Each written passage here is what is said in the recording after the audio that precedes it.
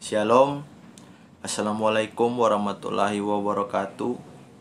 Perkenalkan, nama saya Setiren Dalon Ruru, NIM 22013084, kelas 1A 3JJ. Baiklah, pada saat ini saya akan mempresentasikan yaitu pengukuran besaran dan satuan. Masuk pada pendahuluan. Seiring dengan perkembangan pembangunan di Indonesia, pemerintah juga berusaha untuk meningkatkan kualitas pendidikan yang ada secara sistematis. Salah satu usaha yang telah dilakukan pemerintah adalah dengan mengadakan perombakan dan pembaharuan kurikulum yang berkesinambungan. Perubahan kurikulum tidak mempunyai arti apabila cara mengajar guru tidak mengalami perubahan.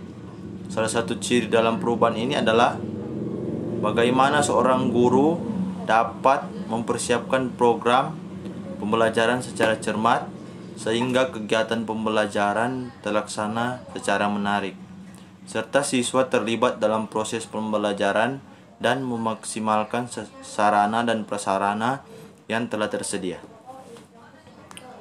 Lanjut pada besaran dan satuan.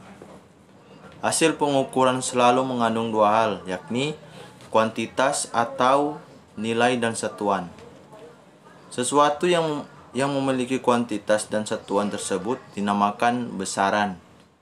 Berbagai besaran yang kuantitasnya dapat diukur baik secara langsung maupun tak langsung disebut besaran visi, misalnya panjang dan waktu. Tetapi banyak juga besaran-besaran yang dikategorikan non-visi karena kuantitasnya belum dapat diukur. Misalnya cinta, bau, dan rasa. Dahulu orang sering menggunakan anggota tubuh sebagai satuan pengukuran, misalnya jari, hasta, kaki, jengkal, dan depa. Namun satuan-satuan tersebut menyulitkan dalam komunikasi karena nilainya berbeda-beda untuk setiap orang. Satuan semacam ini disebut satuan tak baku untuk kebutuhan komunikasi. Apalagi untuk kepentingan ilmiah, pengukuran harus menggunakan satuan baku, yaitu satuan pengukuran yang nilainya tetap dan disepakati secara internasional, misalnya meter, sekon, dan kilogram. Lanjut masuk pada alat dan metode pengukuran. Dalam melakukan pengukuran, mungkin Anda pernah merasa bahwa dengan hanya sekali pengukur, data yang diperoleh sudah memiliki tingkat ketelitian yang cukup.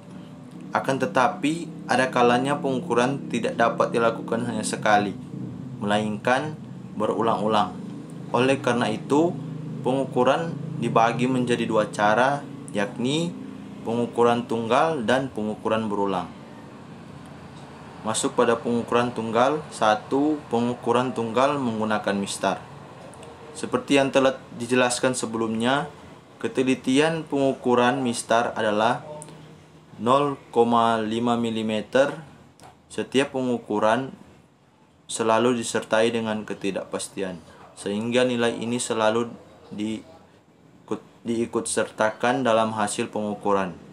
Misalkan, hasil pengukuran adalah 2,1 cm. Oleh karena ketidakpastian memiliki nilai dua angka di belakang 0, di belakang koma, yakni 0,05 cm, maka hasil pengukuran ditulis pula dalam dua angka di belakang koma sehingga menjadi 2,10 cm.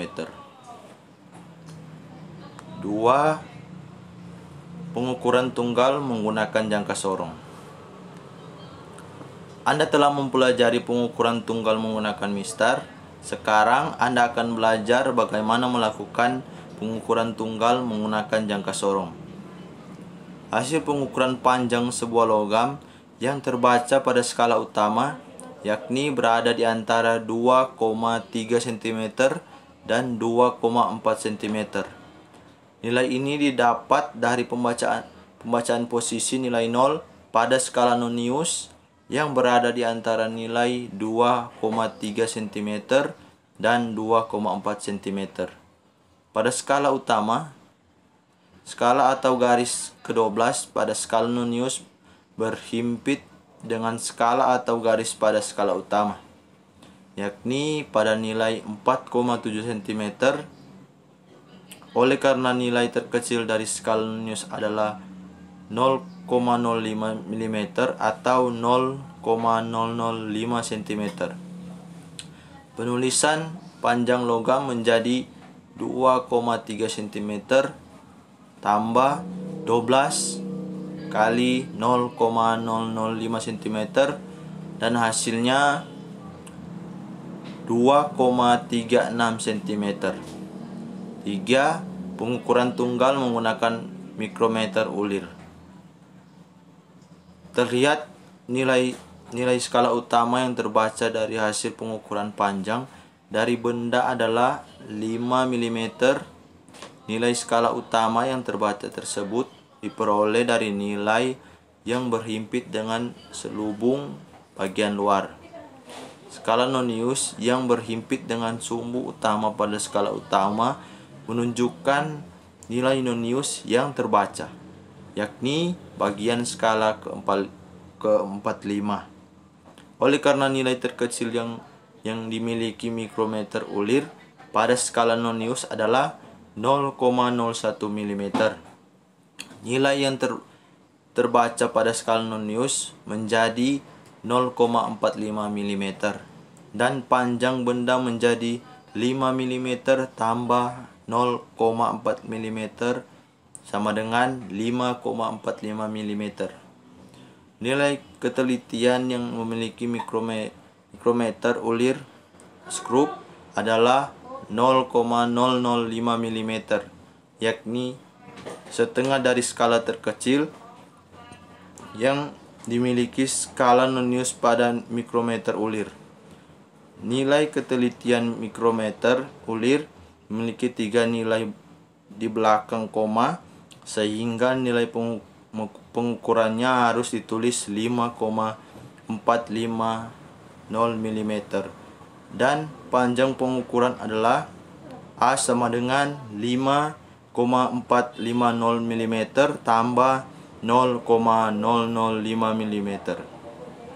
Dan secara matematis dapat ditulis 5,34 mm 0A 5,455 mm. B. Pengukuran berulang. Setelah Anda mempelajari pengukuran tunggal, sekarang Anda akan belajar pengukuran berulang. Pengukuran berulang adalah pengukuran yang dilakukan tidak hanya sekali, melainkan berulang-ulang, supaya mendapat ketelitian yang maksimal dan akurat. Pengukuran berulang digunakan ketika dalam proses mengukur Anda mendapatkan hasil yang berbeda-beda dari segi pandang, baik dari segi pengamat pengukur maupun dari segi objek yang diukur. Ketika Anda melakukan pengukuran tunggal, ketelitian atau ketidakpastian yang diperoleh adalah setengah dari skala terkecil. Dalam pengukuran berulang, pertanyaan ini tidak berlaku melainkan menggunakan simpangan baku SX. Hasil pengukuran panjang suatu benda dapat berbeda-beda jika dilakukan berulang-ulang. Laporan hasil pengukurannya berupa rata-rata nilai hasil pengukuran dengan ketidakpastian yang sama dengan simpangan bakunya. Terakhir, kesimpulan, besaran dan satuan merupakan hal dasar yang perlu dipelajari.